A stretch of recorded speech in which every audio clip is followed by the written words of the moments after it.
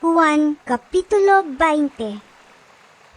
Sayo sa buntag sa unang adlaw sa simana, samtang ngit-ngit pa, si Maria Magdalena miadto sa lubnganan, ug nakita niya nga ang bato naligid naggikan sa baba sa lubnganan. Midagan siya ug miadto kang Simon Pedro, ug sa tinun-an nga gimahal ni Jesus, ug giingnan niya sila. Ikuha nila sa lubnganan ang Ginoo ug wala kami mahibalo kung hain nila ibutang siya. Unya si Pedro ug ang laing tinun-an nangadto sa lubnganan. Nagdagan silang duha, apan ang maong tinun-an mas kusog nga midagan kay kang Pedro ug nahiuna pag-abot sa lubnganan.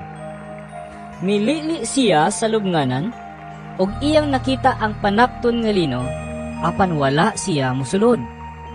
Miabot si Simon Pedro sunod kaniya ug midiretso ngadto sa sulod sa lubnganan. Ug nakita niya didto ang panapton nga lino ug ang panapton nga giputos sa ulo ni Jesus. Wala kini mahitipon sa panapton nga lino, kundili linukot lang gihapon diha sa iyang nahimutangan.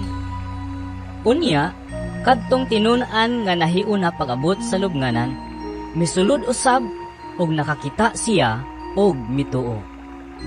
Wala gihapon sila makasabot sa bahin sa kasulatan nga nag-ingon nga mabanhaw siya.